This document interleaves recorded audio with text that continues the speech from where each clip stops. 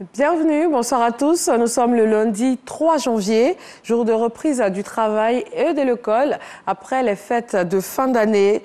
Dans l'administration publique ivoirienne, chacun a retrouvé son poste et dans le secteur informel, la reprise est un peu plus timide. Noël Dagnogo et Grace Kando. Commune du Plateau, tout D, 10e étage. Ici, c'est le ministère de l'Environnement et du Développement durable. Le premier responsable de ce département y fait son entrée. Pour ce 3e jour de la nouvelle année, l'heure est à la reprise.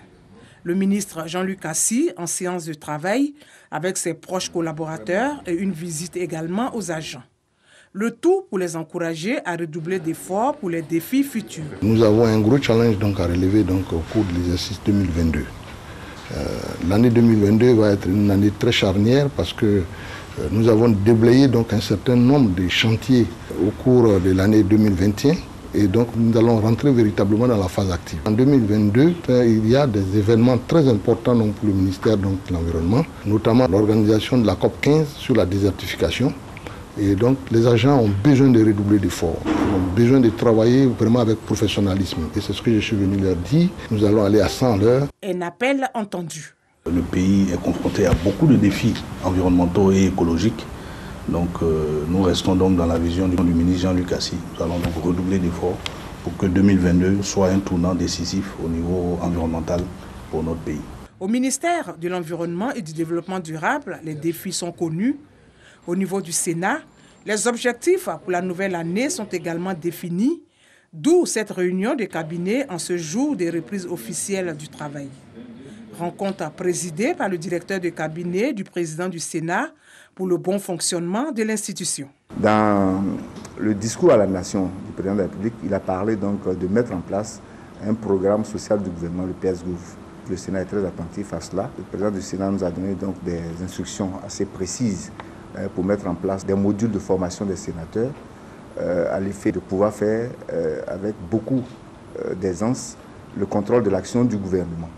Et donc les sénateurs seront formés au suivi de ces projets de ce PSGouv 2022-2023 que le président de la République voudra bien mettre en place. Pour dire que le Sénat est au travail. Si la reprise est effective dans les administrations publiques, au niveau du secteur informel, la vie reprend timidement son cours, à l'exemple des transporteurs. Habituellement, on peut faire 7 ou coco d'engrais, mais aujourd'hui, je suis dans mon 3e voyage.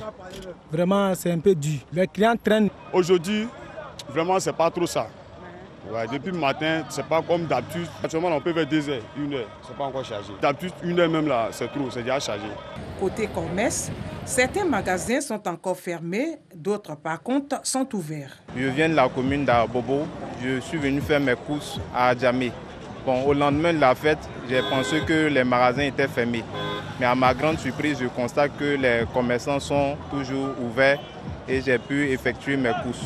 J'ai eu la majorité de mes articles que je voulais. En définitive, en ce 3e jour de l'an, la reprise des activités reste encore mitigée.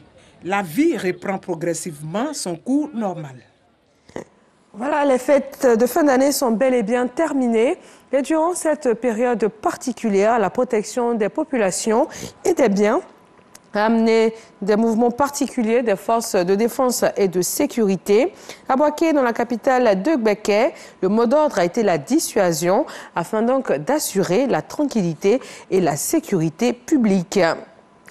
Parlant d'approvisionnement en eau potable, le bilan des activités 2021 a été établi et les perspectives pour 2022 définies. Ces perspectives sont, entre autres, mettre un appui sur le suivi de terrain régulier, évaluer les chefs de projet et veiller au bon choix des entreprises du domaine.